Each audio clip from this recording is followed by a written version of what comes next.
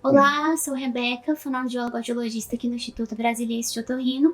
E no Minuto IBO de hoje vamos falar o que faz um audiologista. O audiologista é o profissional da fonoaudiologia que é capacitado, habilitado para reabilitar, diagnosticar e prevenir alterações ou distúrbios auditivos. Dentre as atividades que esse profissional realiza, destaca-se a avaliação auditiva por meio de exames objetivos, subjetivos, a adaptação, indicação e seleção de aparelhos auditivos, a reabilitação auditiva, que vai trabalhar as habilidades auditivas do paciente, e teste de triagem auditiva neonatal em recém-nascidos, dentre outras atividades. O trabalho do audiologista é crucial na equipe multidisciplinar do diagnóstico auditivo, que vai melhorar a qualidade auditiva de pacientes, tanto na prevenção como na avaliação, diagnóstico e reabilitação de alterações auditivas.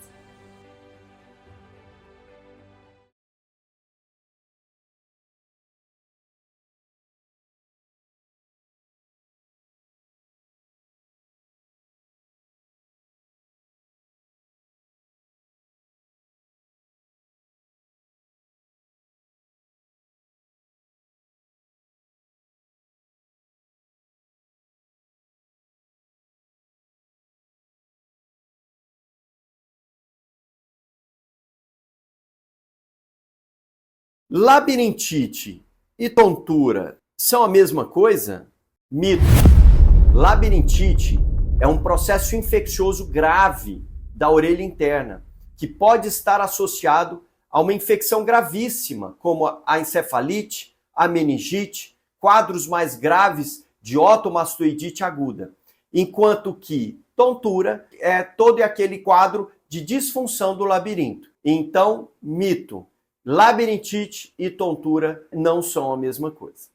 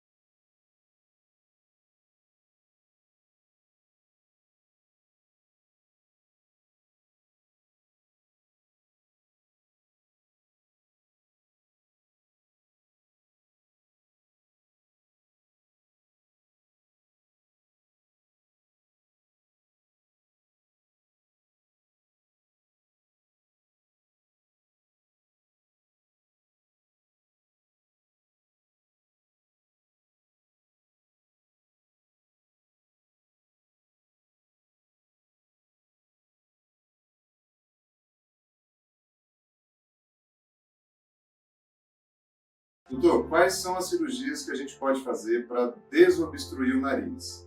Vamos conversar sobre isso. Eu sou o Dr. Vande Diniz, otorrinolaringologista, especialista em cirurgias de nariz aqui pelo IBO. Paciente que tem queixa de obstrução nasal, nariz entupido o tempo todo, a gente precisa buscar o que provoca essa obstrução. Existem algumas causas principais, as duas mais importantes são desvio de septo e hipertrofia dos cornetos. Como uma terceira causa aí provável, existem os quadros de sinusite crônica também. Então, os pacientes que possuem desvio de septo, hipertrofia dos cornetos ou até mesmo sinusite crônica podem ser tratados cirurgicamente. Existe uma cirurgia do nariz chamada de septoplastia. A septoplastia é uma cirurgia endoscópica, ela é feita por dentro do nariz e essa cirurgia não mexe no formato do nariz, ele não modifica a aparência. Então essa cirurgia está indicada para o paciente que não quer modificações estéticas no nariz, ele quer apenas respirar melhor. A gente faz esse tipo de procedimento aqui também. O paciente que sofre muito de rinite alérgica, ele costuma ter uma hipertrofia do corneto. O corneto ele fica dentro do nariz e quando está muito inchado, ele também provoca obstrução nasal. E aí é muito comum a gente associar esses dois procedimentos, corrigir o desvio de septo e corrigir a hipertrofia dos cornetos. Fazendo isso, com certeza a gente vai abrir mais espaço dentro do seu nariz e você vai respirar muito melhor. Os casos de sinusite crônica merecem uma atenção especial. E aí a gente tem que diferenciar qual tipo de sinusite para planejar a cirurgia, mas também tem paciente que sofre de sinusite crônica que precisa de uma cirurgia para poder respirar melhor.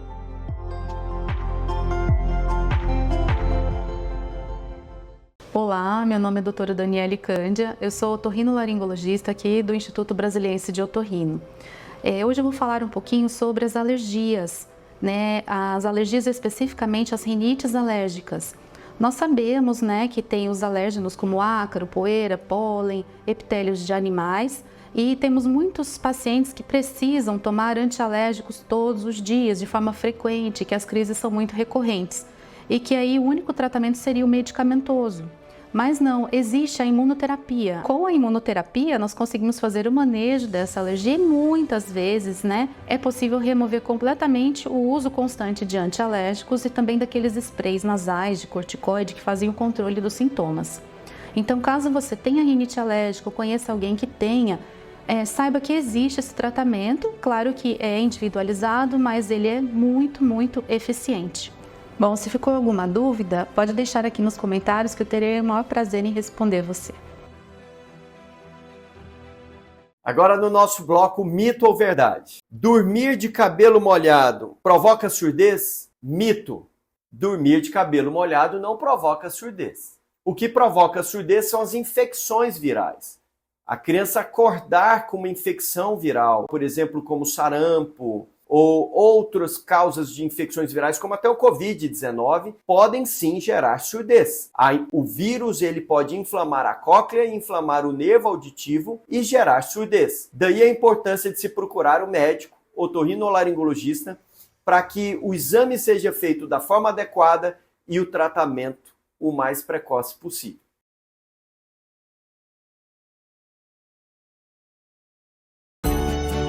Entre os galhos e folhas dessa imensa selva, desliza o ágil e encantador macaco-aranha.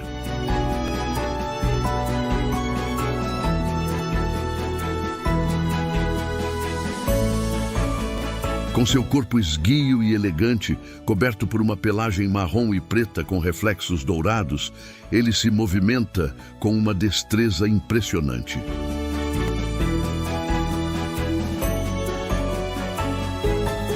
Utilizando sua longa cauda como um quinto membro, o macaco-aranha navega com habilidade entre os galhos em busca de alimento.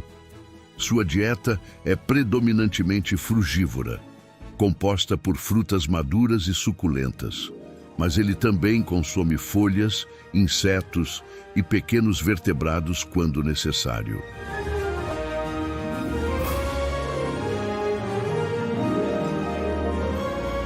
Os olhos expressivos do macaco-aranha revelam uma inteligência aguçada, permitindo-lhes observar com atenção os mínimos detalhes do ambiente ao redor, incluindo a presença dos coloridos tucanos.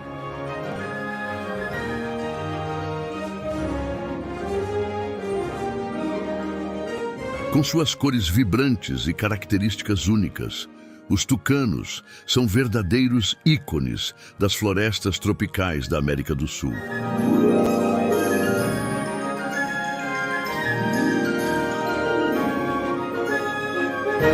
Essas aves encantam com sua beleza e comportamento cativante, deixando uma impressão significativa em todos aqueles que têm o privilégio de observá-las. O que mais chama a atenção nos tucanos é seu bico extraordinário, grande e colorido. Este bico pode variar em forma, tamanho e tonalidade, dependendo da espécie. Sua leveza e funcionalidade desafiam a lógica, pois apesar de parecer pesado, é surpreendentemente leve. Além disso, auxiliam na alimentação, permitindo que os tucanos capturem e manipulem frutas grandes e de casca dura. O bico também ajuda na regulação da temperatura corporal e na comunicação entre os membros do grupo.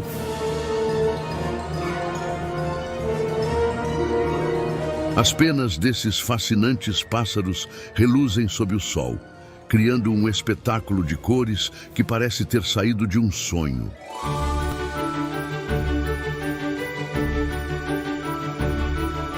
No chão da floresta, cada passo é marcado pela presença da onça-pintada, o predador mais temido da Amazônia. Com seu corpo composto por puro músculo, ela é um exemplo de força e agilidade, caçando com precisão e eficiência. Suas patas largas e almofadadas permitem que se mova silenciosamente pela mata, deixando apenas pegadas como vestígios de sua passagem. Seus olhos dourados brilham intensamente, refletindo a sabedoria ancestral de um caçador supremo.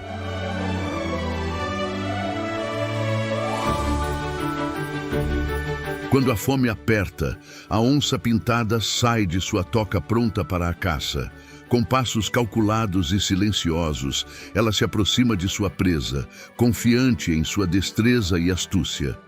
Seu instinto afiado e paciência implacável garantem o sucesso de suas investidas. Embora tenha a fama de caçadora solitária, a onça-pintada é uma mãe zelosa. Ela cuida de seus filhotes com dedicação, ensinando-lhes os segredos da sobrevivência na selva e protegendo-os com ferocidade. Sob seu olhar atento, os filhotes aprendem a arte da caça e a importância de respeitar a natureza implacável.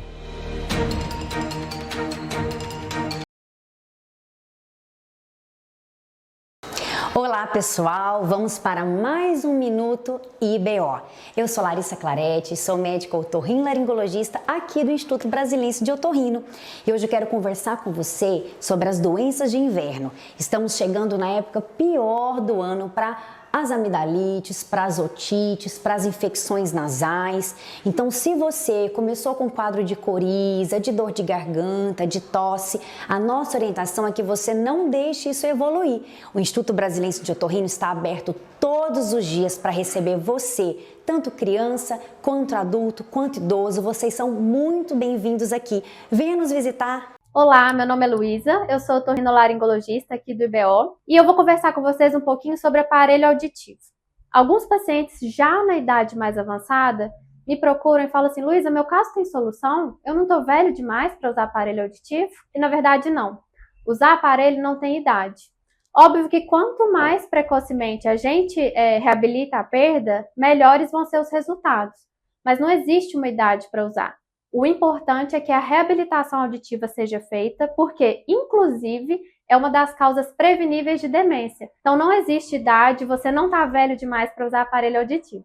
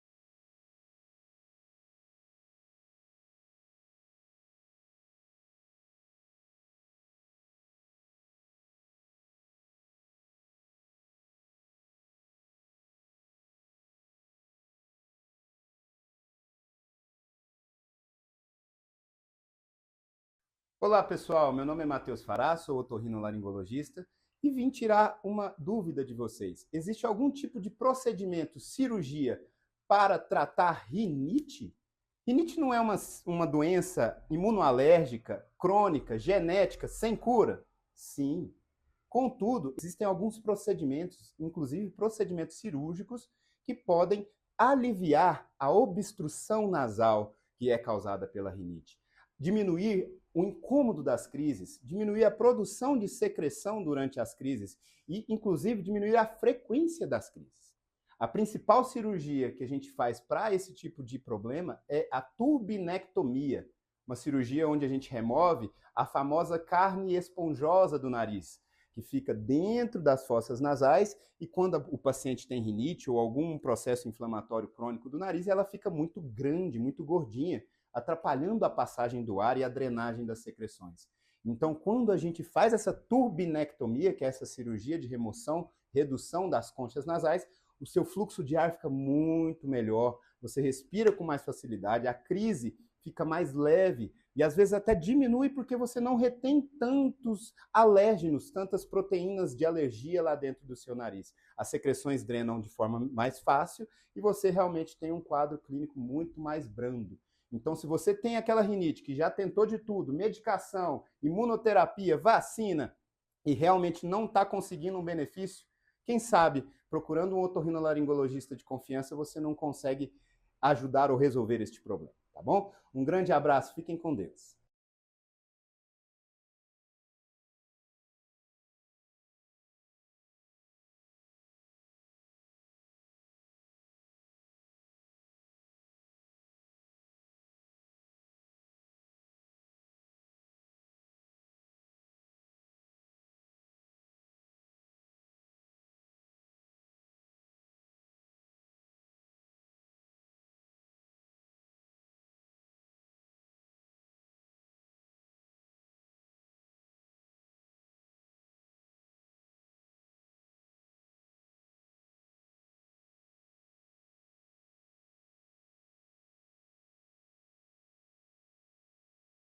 Hoje eu vim falar sobre o som. Vocês já se perguntaram o que é o som? Hoje eu vou explicar para vocês. Venham comigo. O som é o fenômeno produzido quando as vibrações de um corpo se transmitem em um meio sólido, líquido ou gasoso, até chegarem aos nossos ouvidos. As fontes sonoras são aqueles objetos, elementos ou materiais que vibram produzindo sons. Podem ser de dois tipos: fontes sonoras naturais, como os trovões, ou fontes sonoras artificiais, aquelas produzidas por objetos criados pelos seres humanos. Por exemplo, um instrumento musical. As ondas sonoras se propagam em linha reta e em todas as direções, e se deslocam mais rápido em meios sólidos. Por exemplo, em 1 segundo, o som percorre 340 metros se viajar pelo ar e cerca de 1.500 metros se viajar pela água. Que interessante! O som viaja em velocidades diferentes dependendo do meio no qual se encontra. Os sons têm 3 características principais, que nos ajudam a diferenciá-los uns dos outros. Essas características são a intensidade, a altura e o timbre. Vamos aprofundar um pouquinho mais. A intensidade é a energia que as ondas sonoras transmitem. Se a intensidade for grande, o som será forte. E se for pequena, será fraco. A unidade de medida de intensidade é o decibel. Uma conversa normal tem cerca de 35 decibéis, enquanto uma buzina de carro tem cerca de 90 decibéis. A partir de 120 decibéis, os sons podem ser perigosos para o ouvido. Alguns sons que estão por cima dessa intensidade são um avião decolando ou uma britadeira em funcionamento.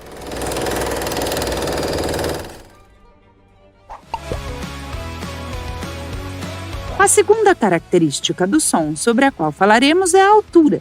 que depende do número de vibrações ou ondas sonoras que temos por segundo.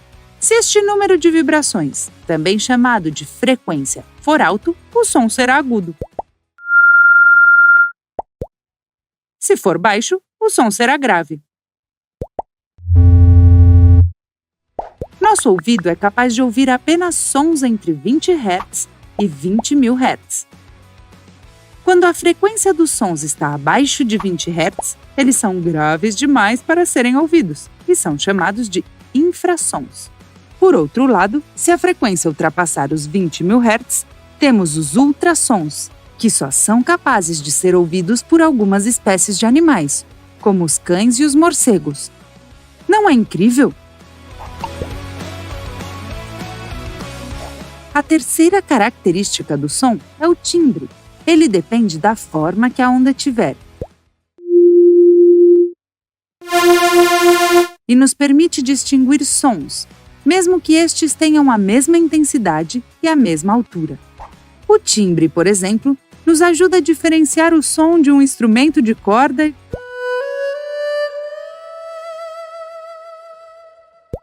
e de um instrumento de sopro.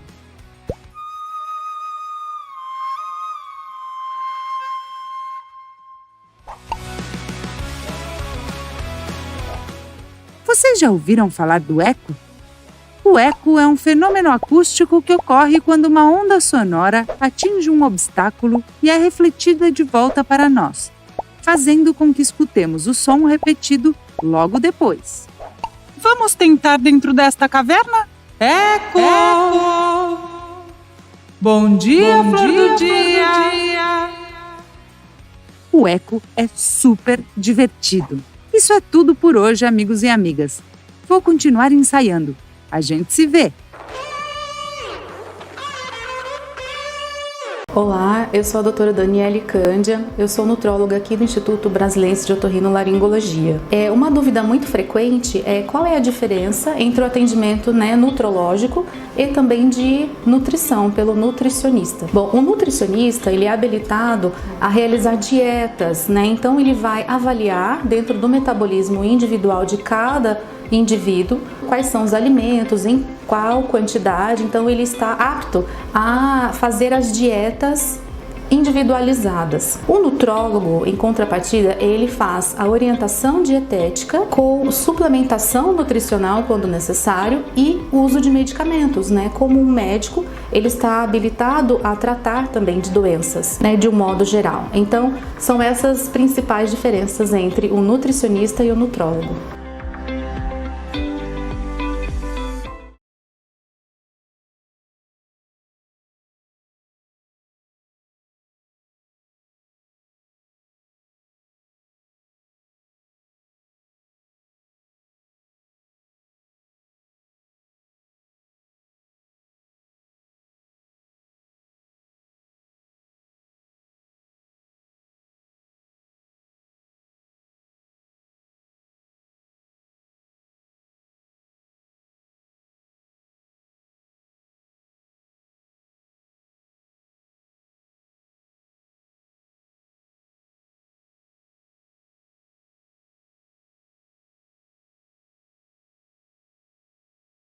Recebi uma pergunta que fala sobre o meu filho está com problemas na escola, com dificuldades de aprendizado. Pode ser perda auditiva? A resposta é sim.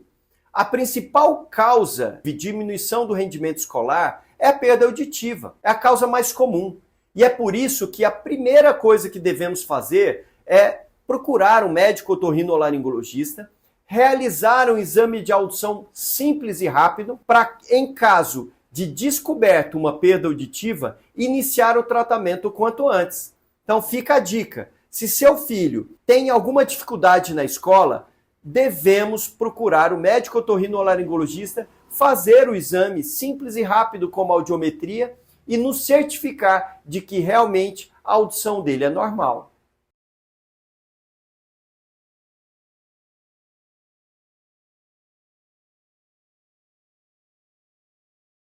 Oi, gente, e vamos para mais um Minuto IBO. Eu sou Larissa Clarete, sou médica otorrinolaringologista aqui do Instituto Brasileiro de Otorrino.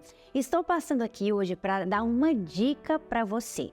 Estamos chegando numa época seca agora do ano e uma dica que nós temos para evitar sangramento nasal, melhorar o ressecamento do nariz, é o gel hidratante. Ele é soro fisiológico, igual o soro que a gente orienta o paciente lavar o nariz, mas ele é em forma de gel. Então orientamos jogar um jatinho de gel em cada narina, massagear levemente, limpar o excesso que logo o nariz absorve esse gel e você pode usar à vontade, porque não tem nenhuma medicação, é só hidratante. Você sabia dessa dica? Coloque aqui nos comentários que eu quero saber de você.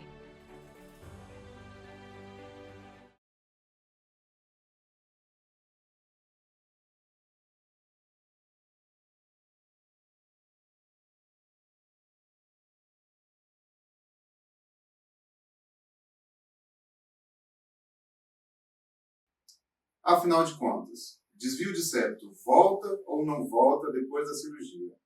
Eu sou o Dr. Vande Diniz, médico otorrinolaringologista, especialista em cirurgias do nariz, aqui pelo IBO. Será que o desvio de septo pode voltar depois de uma septoplastia? Vamos entender bem o que a gente faz na cirurgia para a gente concluir se ele volta ou não. A septoplastia a gente aborda por dentro do nariz o nível da cartilagem e do osso de dentro do nariz. E onde tem o desvio de septo, normalmente a gente remove, ele é retirado de dentro do nariz, ou seja, não tem mais ali o desvio de septo. Nesses casos em que a gente consegue remover todo o desvio, a chance de voltar tende a zero. A gente não considera uma possibilidade que esse desvio possa voltar. O que pode acontecer em alguns casos, que graças a Deus é raro, é que o desvio pode afetar a região estrutural do nariz, que é essa região logo na frente ou logo aqui em cima do nariz. E aí, se o desvio de septo afeta essa região anterior, que é logo aqui na frente, ou alta, que é logo aqui em cima, a gente não pode simplesmente remover essa cartilagem. A gente tem que usar algumas técnicas cirúrgicas para tentar retificar essa cartilagem. E aí, nesses casos, que são a minoria, a gente fica, sim, vulnerável a um efeito de memória. O efeito de memória quer dizer que quando a gente corrige esse desvio, o corpo pode tentar trazer ele de volta para onde ele estava. E aí sim, nesses casos, o desvio de septo pode até voltar. Isso é muito incomum. Mesmo nesses casos que o desvio é anterior ou alto, a gente consegue corrigir e a maioria dos casos tem um bom resultado. E o desvio que está mais lá atrás do nariz, a chance de voltar tende a zero.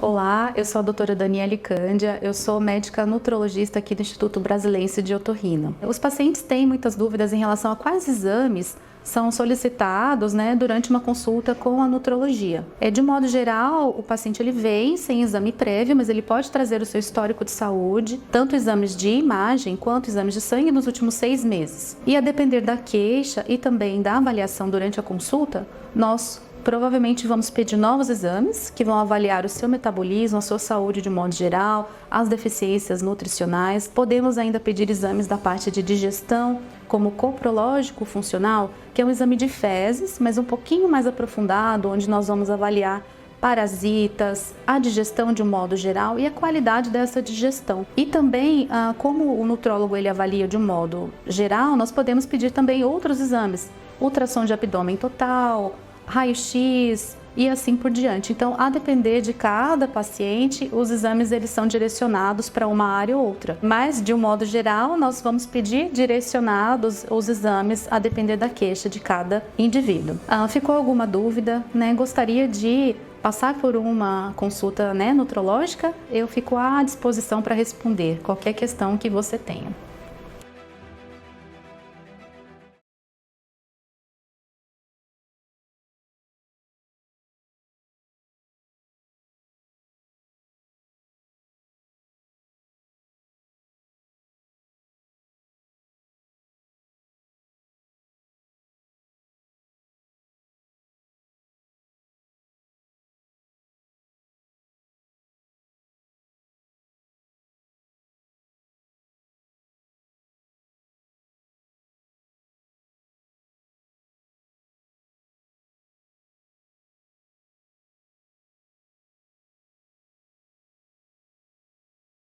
Agora no nosso bloco mito ou verdade. Dormir de cabelo molhado provoca surdez? Mito.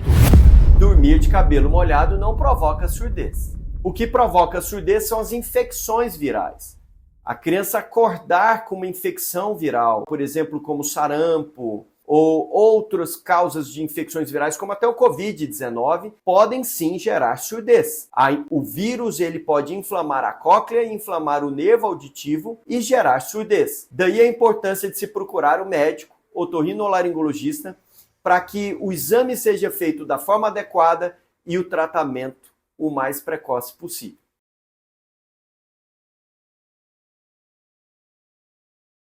Hoje, no Minuto IBO, nós vamos falar sobre lavagem nasal. Posso realizar todos os dias? Meu nome é Matheus Rodrigues Soares, sou médico otorrinolaringologista aqui do Instituto, e a resposta para essa pergunta é sim. A lavagem nasal com solução salina tem diversos benefícios.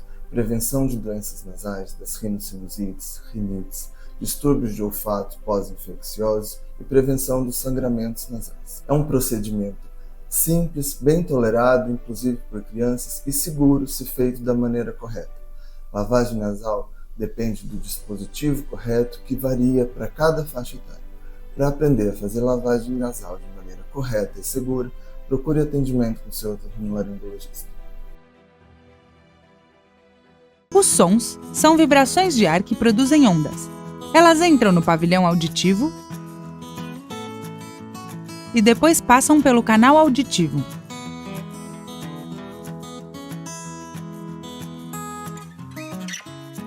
Logo, as ondas chegam até o tímpano, uma membrana que parece um tambor e vibra com a chegada do som.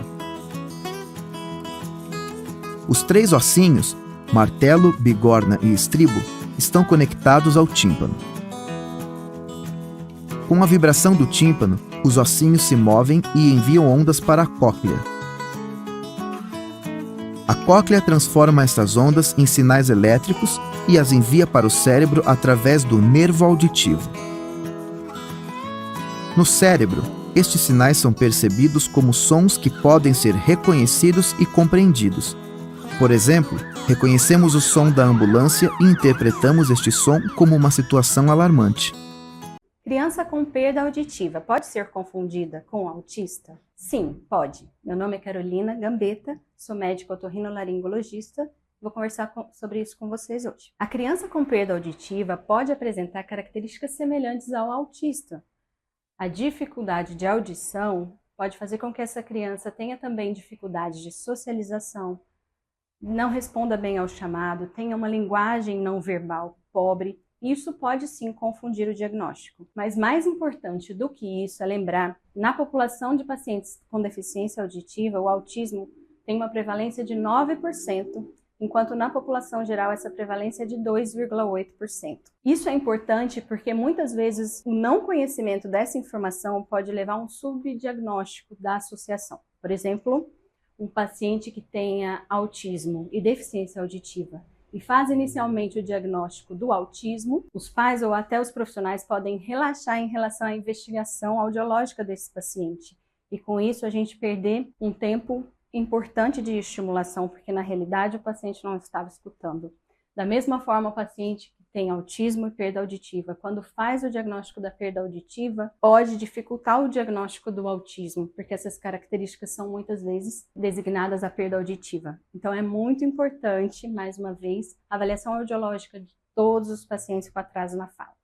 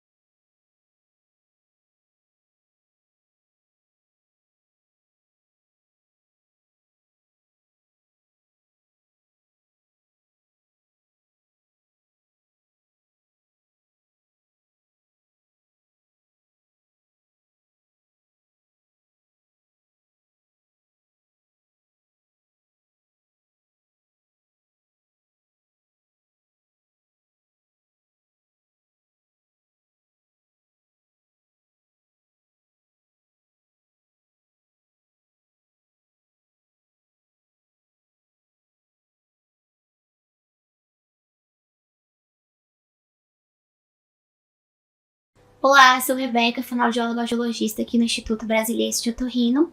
E no Minuto IBO de hoje vamos falar um pouquinho sobre quais exames ajudam a identificar a perda auditiva. Dentre os exames que ajudam a identificar ou diagnosticar a perda auditiva, destaca-se a audiometria tonal limiar, que é o exame padrão ouro para identificar qual que é o limiar auditivo do paciente, então qual que é o som mais baixinho que o paciente consegue escutar em diferentes frequências. Esse exame é um exame subjetivo, então a gente depende da resposta do paciente. Os demais exames são exames objetivos, que não precisam da resposta do paciente. Dentre eles, a imitanciometria, que vai avaliar a integridade do sistema tímpano-muscular, o teste de emissores otoacústicos, que avalia a integridade das células ciliadas externas, o potencial vocal auditivo de tronco cefálico, o PAT, mais conhecido como VERA, que avalia a integridade do nervo auditivo até tronco cefálico baixo. É importante destacar que a escolha dos exames vai depender da história clínica do paciente e dos objetivos específicos do profissional de saúde auditiva na resolução do diagnóstico. Se você ficou com alguma dúvida, agende uma consulta conosco. Doutor, como é feita a cirurgia plástica do nariz? Vamos conversar sobre isso. Eu sou o Dr. Vange Diniz, médico otorrinolaringologista aqui do IBO, especialista em cirurgia plástica do nariz. Eu vou te explicar como que a gente faz essa cirurgia chamada de rinoplastia. Hoje em dia a gente usa uma técnica chamada de rinoplastia estruturada. A gente cria por baixo da pele do nariz uma estrutura cartilaginosa que vai dar um novo formato do nariz. Então a gente consegue definir ângulo da ponta, o formato da ponta, a largura do nariz, a altura do dorso, tudo isso baseado nesses enxertos. Esses enxertos eles são retirados do seu próprio corpo, então sempre o próprio paciente é o doador desses enxertos.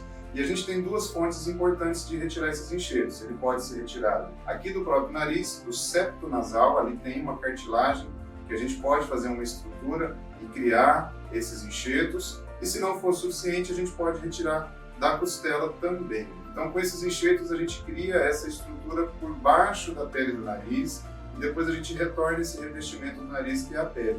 E aí sim a gente tem um novo formato para esse nariz. É assim que a gente faz as rinoplastias atualmente, e o resultado é a longo prazo, o resultado é definitivo.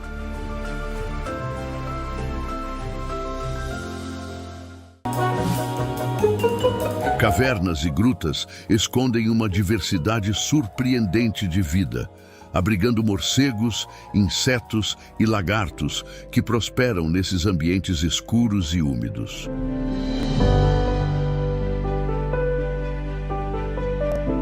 Estas formações geológicas, esculpidas ao longo de milhões de anos pela ação da água sobre rochas calcárias, apresentam galerias intrincadas, estalactites pendentes e rios subterrâneos, criando um cenário místico que evoca aventura e mistério.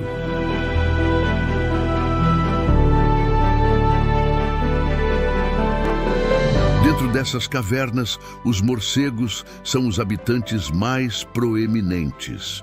Utilizando esses locais como abrigos diurnos e áreas de reprodução, eles desempenham um papel crucial no ecossistema.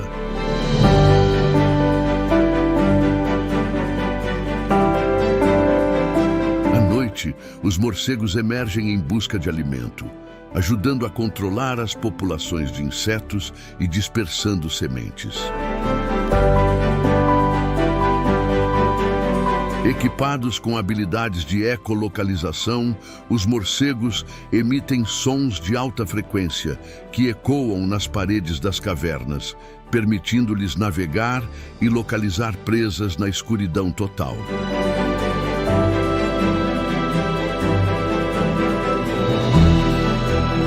Suas asas membranosas e ágeis possibilitam um voo preciso entre as formações rochosas.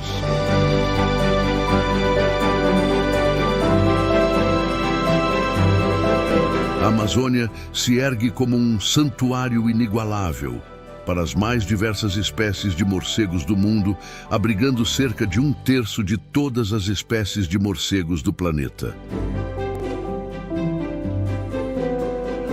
Algumas espécies se alimentam de frutas, enquanto outras caçam insetos, pequenos vertebrados ou até mesmo se alimentam de sangue. Além dos morcegos, as cavernas amazônicas abrigam uma rica diversidade de besouros, aranhas e grilos, que encontram nesses ambientes escuros e úmidos um refúgio perfeito para se reproduzir e se alimentar. Os insetos, por sua vez, são uma fonte vital de alimento para predadores como lagartos e aracnídeos, que caçam nas profundezas dessas cavernas enigmáticas. Conforme nos despedimos deste espetáculo natural, somos preenchidos por uma sensação de admiração diante da majestade e da beleza da Amazônia.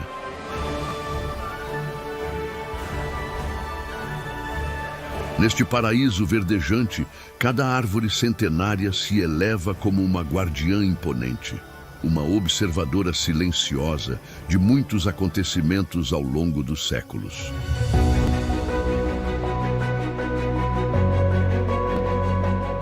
Impulsionados por uma força inabalável, os rios caudalosos fluem majestosamente, nutrindo a exuberância verde que se estende até o horizonte.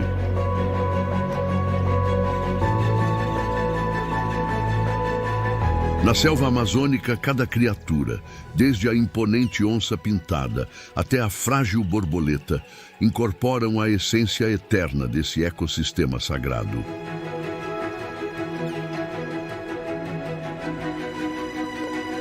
Cada canto da selva é um tesouro, uma harmonia de cores, sons, texturas e fragrâncias que encantam os sentidos e inflamam a imaginação. Uma aventura singular que não se repete em nenhum outro lugar do planeta.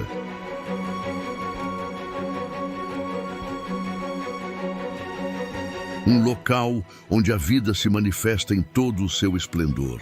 Uma homenagem à diversidade e à resiliência que definem esse santuário verde.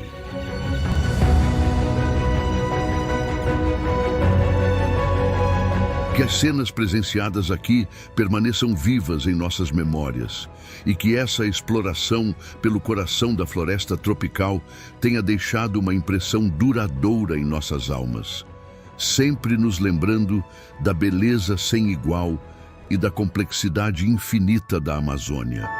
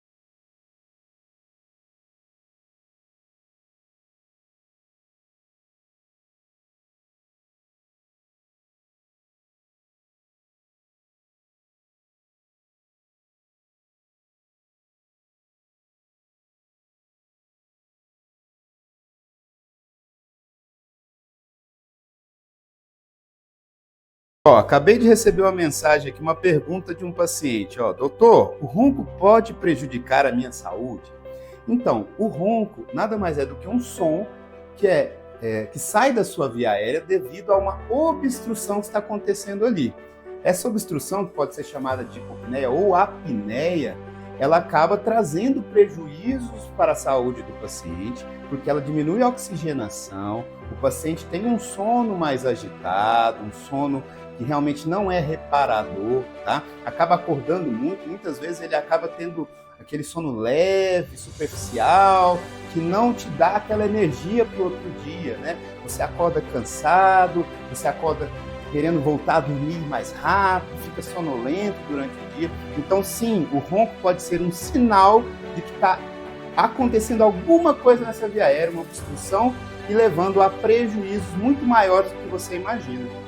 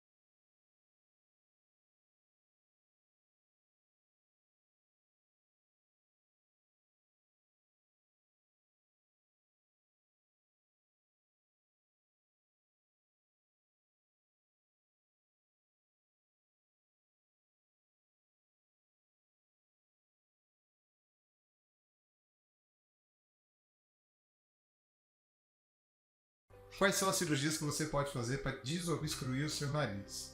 Vamos entender quais são as causas de obstrução nasal primeiro. As principais causas são desvio de septo, rinite alérgica e os quadros de sinusite crônica, que são quadros mais raros. Então, os dois principais, desvio de septo e rinite alérgica, a gente consegue resolver. Desvio de septo a gente resolve com cirurgia, e a rinite alérgica ela provoca o que a gente chama de hipertrofia dos cornetos, que a gente também consegue resolver cirurgicamente. Veja bem, a cirurgia não vai curar a sua rinite alérgica, mas melhora muito os sintomas de congestão nasal.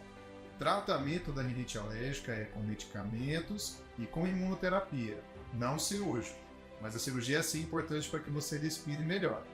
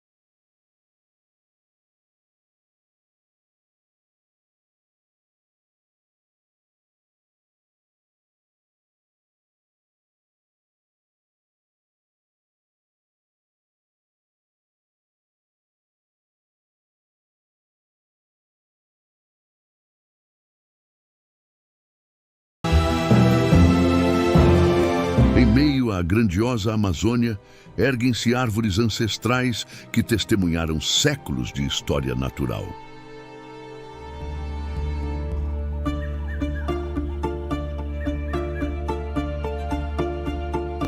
Essas árvores colossais, verdadeiros gigantes da floresta, crescem em alturas vertiginosas, parecendo tocar o céu.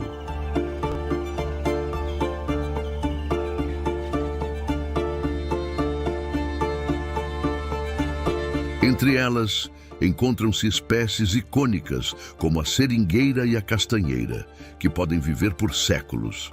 Suas cascas robustas acumulam anéis de crescimento que narram silenciosamente a história do ambiente em que se desenvolveram, marcando eventos climáticos e ecológicos ao longo do tempo.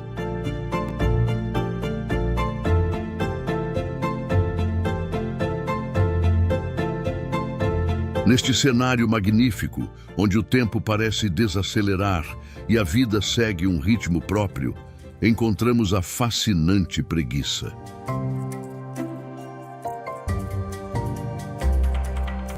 Este ser emblemático da floresta tropical, com sua expressão serena e modos contemplativos, personifica a tranquilidade e a perfeita adaptação ao ambiente arbóreo.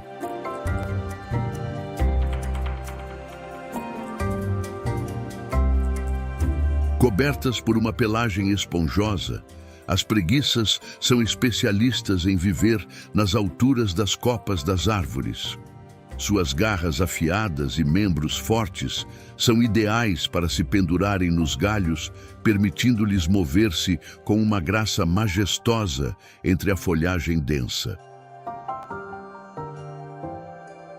Apesar do nome, as preguiças são altamente eficientes na sobrevivência, utilizando suas habilidades de camuflagem para se esconderem de predadores.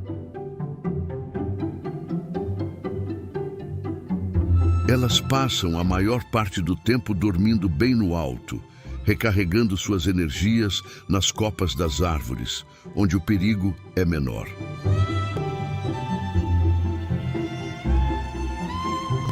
Compartilhando as alturas com as preguiças, encontramos as araras, aves graciosas que adornam a floresta com suas plumagens vibrantes e voos elegantes.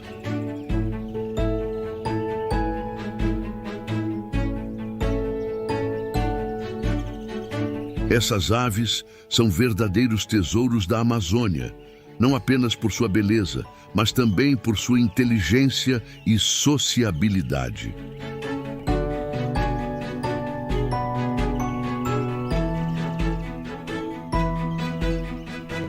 Vivendo em bandos familiares, as araras formam laços duradouros e se comunicam por meio de vocalizações únicas. Mas o que mais impressiona é o intenso senso de comunidade que exibem, vivendo em perfeita harmonia.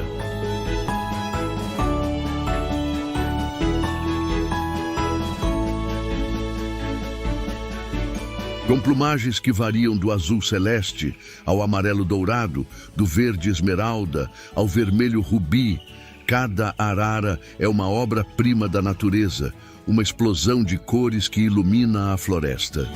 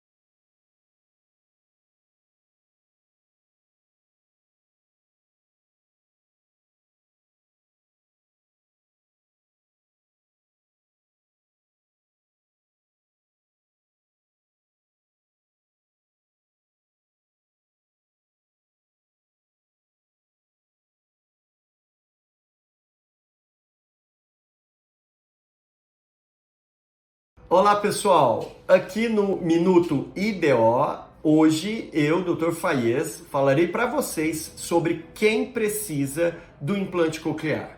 Então vamos lá. O implante coclear ele é destinado para pessoas que já são usuárias de implante coclear ou que não são, mas que ambas têm uma perda auditiva, neurosensorial, severa profunda bilateral e que já não tem mais benefício com o aparelho auditivo tradicional. Então você que é usuário de aparelho auditivo tradicional e que já não está tendo muitos benefícios e tem perda auditiva, neurosensorial, severa profunda bilateral, você pode sim ser um candidato para a cirurgia do implante coclear.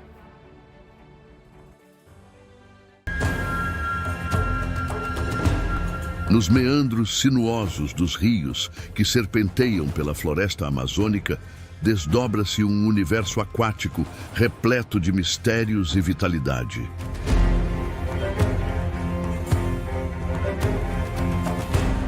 A Bacia Amazônica é o lar do maior sistema fluvial do mundo, com milhares de rios e afluentes.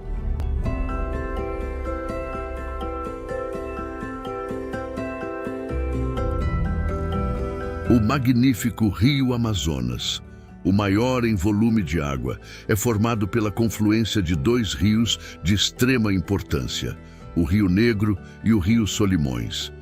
As águas desses dois rios correm lado a lado, sem se misturarem imediatamente, devido às diferenças em temperatura, velocidade e composição química.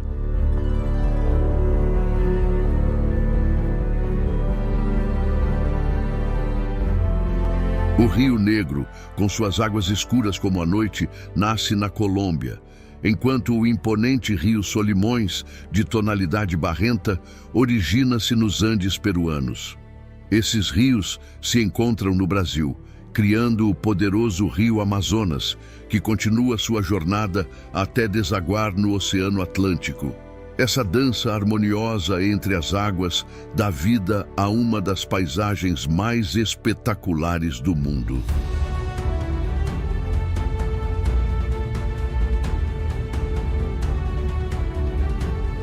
Ao longo das margens desses magníficos rios, floresce a Vitória Régia, um símbolo de beleza e mistério.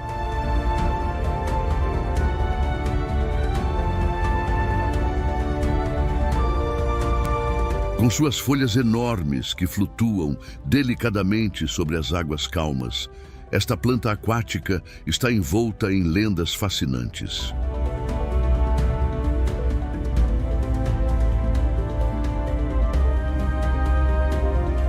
Segundo uma antiga lenda indígena, a Vitória Régia era originalmente uma índia chamada Naiá, que se afogou ao tentar tocar o reflexo da lua nas águas de um rio. Para os índios, a lua era Jaci, deusa na mitologia tupi, e transformava as índias escolhidas em estrelas do céu. De acordo com a lenda, Naiá admirava a beleza de Jaci e desejava muito se transformar em uma estrela para viver ao lado de Jaci. Certa noite, sentada à beira do rio, Naiá observava a imagem da lua que estava sendo refletida na água. Parecendo estar muito próxima a Jaci, Naiá inclinou-se tentando tocá-la, mas ela sucumbiu-se à ilusão do reflexo lunar, caindo e se afogando nas águas daquele misterioso rio. Em um gesto comovente, Jaci decidiu homenageá-la de uma maneira diferente. Em vez de transformá-la em uma estrela no céu, Jaci a transformou na Vitória Régia, a estrela das águas. Suas folhas podem alcançar até 2 metros de diâmetro e proporcionam abrigo seguro para uma variedade de criaturas aquáticas, desde pequenos peixes até rãs e aves.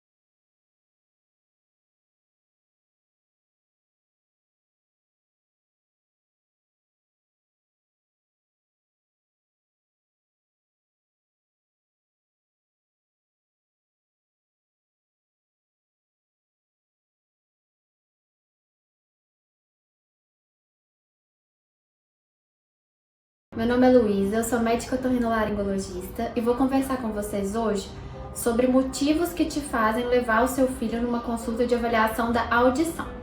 Então, primeiro motivo, se você percebe que seu filho está falando muito alto. Então, se você percebe que seu filho está falando muito alto, deve haver uma avaliação auditiva dessa criança. Segunda coisa, você percebe que seu filho está com atraso no desenvolvimento de linguagem. Ele também deve ser avaliado na sua questão auditiva. Terceiro, você percebe que seu filho está trocando alguns fonemas, estão falando algumas coisas erradas, palavrinhas trocadas. Também é um motivo para se fazer uma avaliação auditiva. Além disso, toda criança em idade escolar deve fazer pelo menos uma audiometria anual para a gente saber como é que está a saúde auditiva.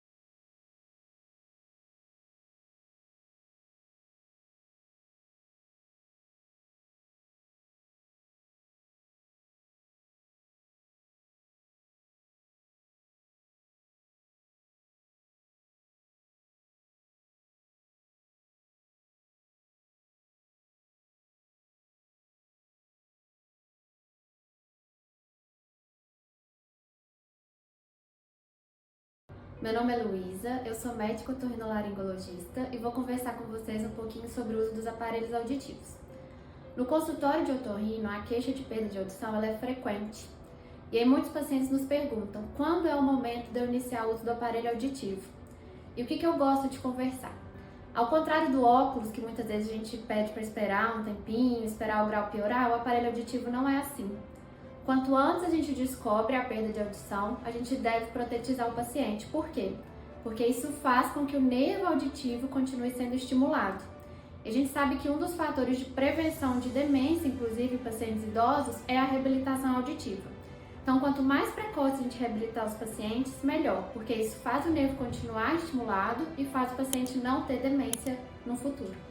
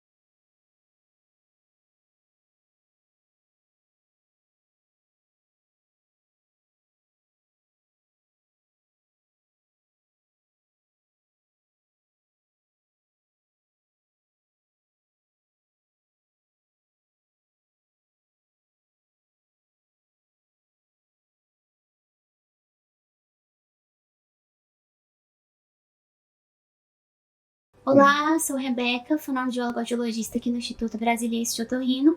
E no Minuto IBO de hoje vamos falar o que faz um audiologista. O audiologista é o profissional da fonoaudiologia que é capacitado, habilitado para reabilitar, diagnosticar e prevenir alterações ou distúrbios auditivos. Dentre as atividades que esse profissional realiza, destaca-se a avaliação auditiva por meio de exames objetivos, subjetivos, a adaptação, indicação e seleção de aparelhos auditivos, a reabilitação auditiva, que vai trabalhar as habilidades auditivas do paciente, e teste de triagem auditiva neonatal em recém-nascidos, dentre outras atividades. O trabalho do audiologista é crucial na equipe multidisciplinar do diagnóstico auditivo, que vai melhorar a qualidade auditiva de pacientes, tanto na prevenção como na avaliação, diagnóstico e reabilitação de alterações auditivas.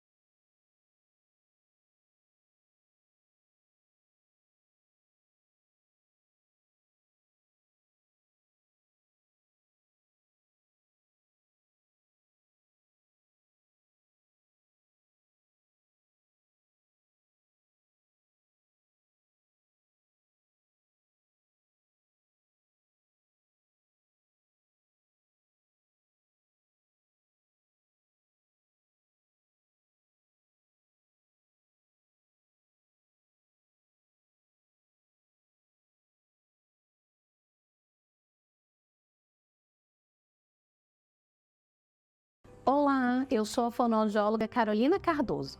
Aqui no Instituto, a terapia de reabilitação auditiva é pautada no método áureo-oral, onde o paciente vai aprender a escutar e assim desenvolver suas habilidades auditivas e de linguagem. É importante que a família seja parceira e ativa no processo terapêutico e esteja dentro da sala de terapia. É importante que o paciente use a tecnologia adequada, se ele precisa de um aparelho, de um implante ou de uma prótese implantável. Também fazemos sessões diagnósticas, onde cada atendimento nós vamos rever com a família qual a meta e o objetivo para a próxima sessão. Lembrar que nós escutamos com o cérebro, que o implante ou a tecnologia adequada é apenas uma forma do som entrar, mas que nós precisamos trabalhar as habilidades de desenvolvimento auditivo e de linguagem.